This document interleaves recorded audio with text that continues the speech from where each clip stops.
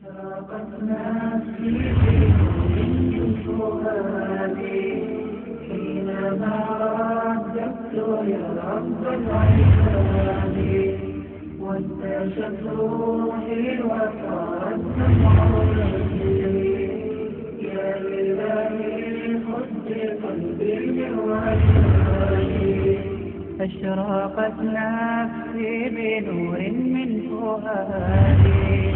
حينما رددت يا رب العباد وانتشت روحي حضور پاک صلی اللہ علیہ وسلم کی ایک دوشریک بہن تھی، یہ بھی حضرت حلیمہ کے گود میں پلتی تھی اور آپ کے ساتھ اپنا وقت گزارتی تھی۔ اب اس کے بعد مدت ہوئی، آقا کی نبوت کا اظہار ہوا اور ظہور نبوت کے بعد آپ کی ہجرت ہوئی اور 13 سال مکے کی زندگی کے بعد آپ مدینے کو چلے گئے۔ ادھر لوگوں نے حضرت شیمہ سے پوچھا کہ شیمہ تمہارا ایک دوشریک بھائی تھا اور ان کا نام محمد ابن عبداللہ تھا، تمہیں یاد بھی ہے؟ اس نے کہا کہ خوب یاد ہے، ہم بچپن میں حلیمہ کے گود میں کھیلا کرتے تھے اور ایک دوسرے سے اپنا دل بہلایا کرتے تھے۔ فرمایا تمہیں پتا ہے کہ اب وہ مدینے میں ہیں اور انہوں نے نبوت کا دعویٰ کیا ہے اور لوگ ان کے قریب آتے ہیں، ان کی باتوں کو سنتے ہیں، اور اب تو ان کی بات دنیا میں اتنی پھیل رہی ہے کہ بڑے بڑے وقت کے سرداروں کے نمائندے ان کے پاس آتے ہیں، علاقوں کے بادشاہ ان سے ملنے کے لیے آتے ہیں، بڑے بڑے قاصد اور سفیر ان کے قدموں میں بیٹھتے ہیں۔ تجھے بھی کبھی اندازہ ہوا کہ تو اپنے بھائی کو سے ملاقات کرے اور دیکھے کہ وہ تجھے پہچانتا بھی ہے یا نہیں پہچانتا ہے؟ شیمہ کہتی ہے میرے دل میں گدگداہٹ پیدا ہوئی اور میرا جی چاہا کہ چلو اپنے بھائی سے ایک ملاقات تو کروں جن کے اتنے چرچے سن رہی ہوں، تذکرے میرے کانوں میں پڑ رہے ہیں۔ جب میں نے جانے کا ارادہ کیا تو ایک ٹولی عورتوں کی تیار ہوئی میرے سہیلیوں کی، انہوں نے کہا کہ شیمہ اگر تم جا رہی ہو تو ہم بھی تمہارے ساتھ مدینے کو چلیں گے اور وہاں کے ماحول کو دیکھیں گے اور تمہارے سفر کے ساتھی بنیں گے۔ کہتی ہے کہ میں اپنے سہیلیوں کو لے کر مدینہ طیبہ اونٹوں کا قافلہ تیار کیا اور سفر کیا، اور جب مدینہ طیبہ کی سرحد پہ پہنچے تو صحابہ کرام کا وہ طبقہ جو گشت کر رہا تھا اور مدینے کے حدود کی حفاظت کر رہا تھا، انہوں نے دیکھا کہ کچھ اجنبی عورتیں ہیں اور ان کا لباس بھی مدینہ طیبہ کے لباس سے جداگانہ ہے اور وہ چلے آ رہے ہیں۔ تو انہوں نے قافلے کو روکا اور پوچھا کہ تم کون ہو اور کہاں سے آئے ہو اور کس سے ملنے کے لیے آئے ہو؟ تو وہ عورتیں گھبرا گئیں،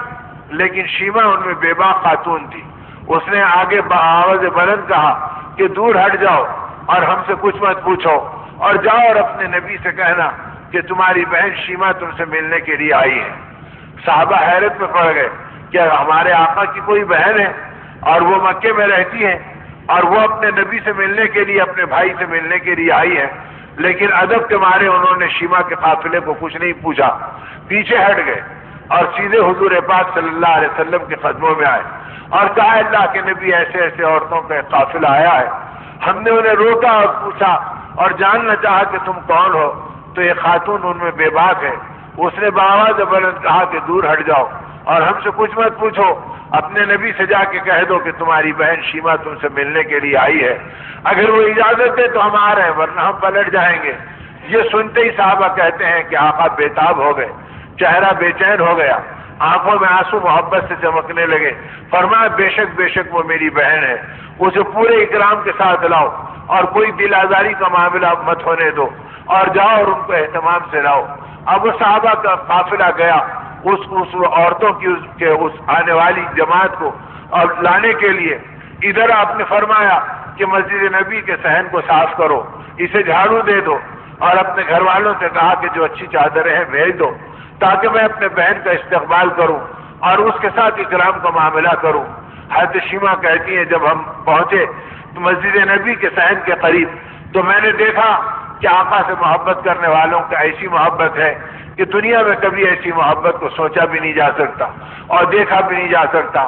آقا ایک طرف دیکھتے ہیں تو صحابہ آپ کے چہرے انور کو دیکھتے ہیں، جب آقا ان کی طرف پلٹتے ہیں تو ادب سے نگاہیں گر جاتی ہیں اور آنکھیں جھک جاتی ہیں، وہ اپنے نبی سے آنکھ میں آنکھ ملانے کو تیار نہیں ہے۔ ایسی ادب کا نمونہ صحابہ کرام نے دیا ہے کہ حضور اکرم صلی اللہ علیہ وسلم کی دنیا سے پردہ فرمانے کے بعد جب صحابہ سے لوگ پوچھتے کہ آقا کا حلیہ مبارک بیان کرو، تو ایک بڑا طبقہ تھا جو جن کی چیخیں نکل جاتی تھی اور رو کے ان کا بدن کانپ جاتا تھا اور کہتے تھے کہ اپنے نبی کی عظمت میں کبھی جی بھر کے دیکھنے کا موقع نہیں ملا، تو ہم کہاں سے آقا کا حلیہ بیان کر سکیں؟ یہ تو ابوبکر عمر کا مقام تھا جو آقا کے قریب بیٹھتے تھے اور آقا کے چہرے انور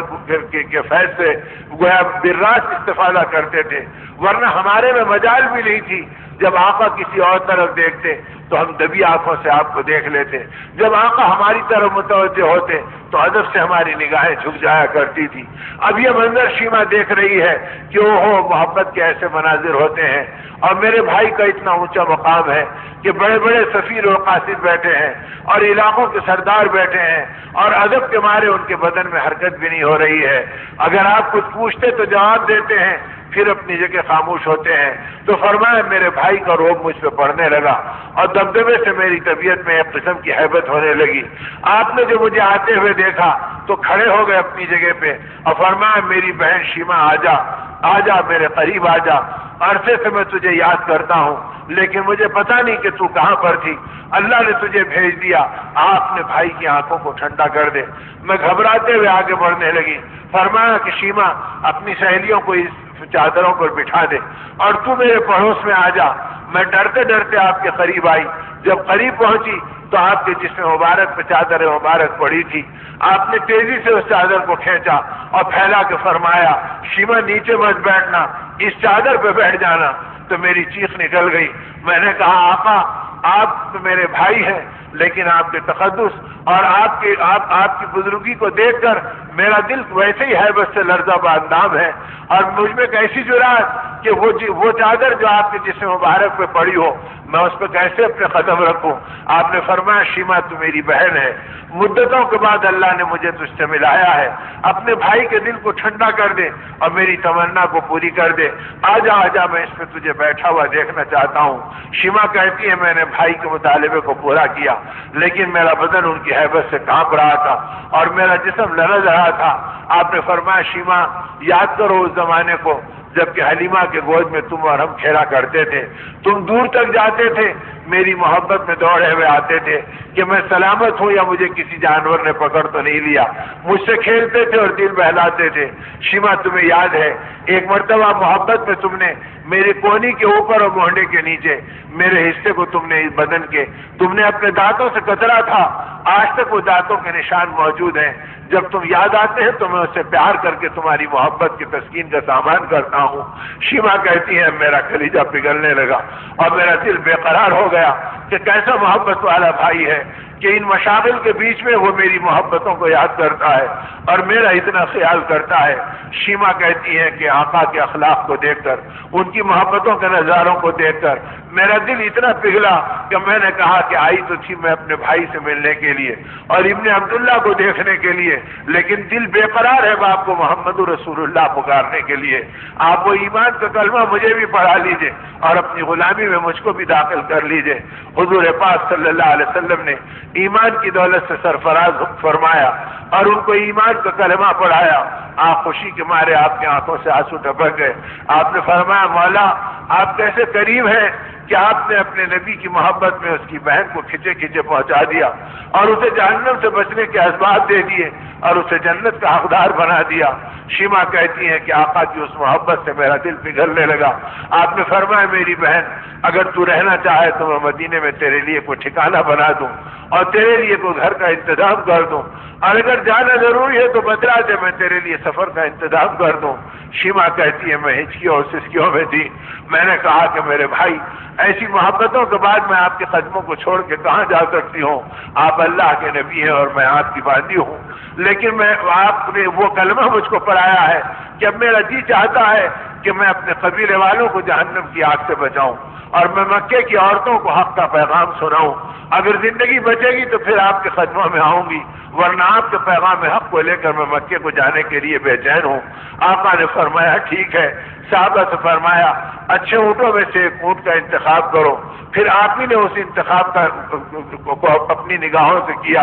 اس اونٹنی کو لایا، اپنے ہاتھوں سے اس کا کجاوا کسا اور اس کے رکاب ڈالے اور فرمایا کہ شیما اس کے اوپر بیٹھ جا۔ جب شیما کو بیٹھنے میں تکلف ہوا تو فرمایا بہن اس میں تجھے تکلیف ہوگی، میں بیٹھ جاتا ہوں، تو میرے کاندھوں پہ پیر رکھ کر اس کے اوپر چڑھ جا۔ شیما کی چیخ نکل گئی، اس نے کہا آقا اتنی بڑی گستاخی میں کہاں سے کروں کہ آپ کے مبارک کاندھوں پر اور یہ گناہگار قدم کیسے پڑیں گے؟ فرمایا شیما تم میری بہن ہو، اپنے بھائی کے دل کو ٹھنڈا کرو، پتہ نہیں پھر یہاں ملو گی یا آخرت میں ملو گی، کم از کم مجھے سکون تو ہوگا کہ میں نے اپنے بہن کے ساتھ کچھ سلوک کیا، کچھ محبت کا معاملہ کیا۔ آپ نے محبت کے ساتھ اپنے کاندھوں پہ بٹھا کر ان کو اونٹ کی پیٹھ پہ سوار کروایا، اور جب وہ اونٹ کی پیٹھ پہ بیٹھ گئے تو فرمایا کہ آپ نے آواز لگائی اور گھرانے نبوت میں اعلان کیا کہ جو چیز تمہیں محبوب ہے اور جو تم دینا پسند کرتی ہو لاؤ، تاکہ میں اپنے بہن کو ہدیے میں دے دوں۔ اتنے ہدایت دیے کہ اونٹنی کی پوری پیٹھ ہدایت سے لد گئی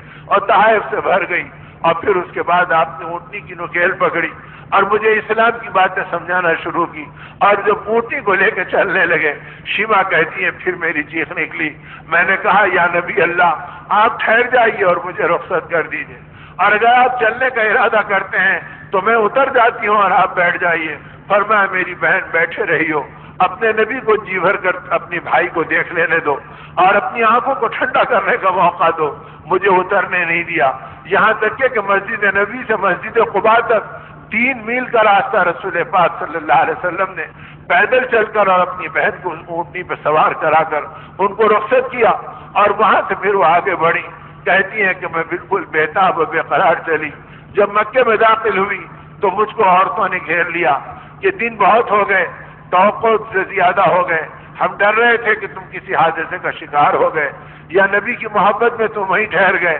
پہلے یہ بتاؤ کہ تم نے اپنے بھائی کو کیسے پایا؟ شیما کہتی ہے کہ میری چیخیں نکل گئیں، اور میں نے کہا میں قسم کھا کے کہتی ہوں زمین کی آنکھوں نے اور آسمان کے سائے نے آج تک ایسے بھائی کو نہیں دیکھا ہوگا جیسا بھائی محمد رسول اللہ صلی اللہ علیہ وسلم جیسا اللہ نے مجھے عطا فرمایا۔ ان کے اخلاق، ان کی محبت، ان کی بے قراری، ان کی بےتابی ایسی رہی، اور انہوں نے میرے ساتھ یہ سلوک کیا۔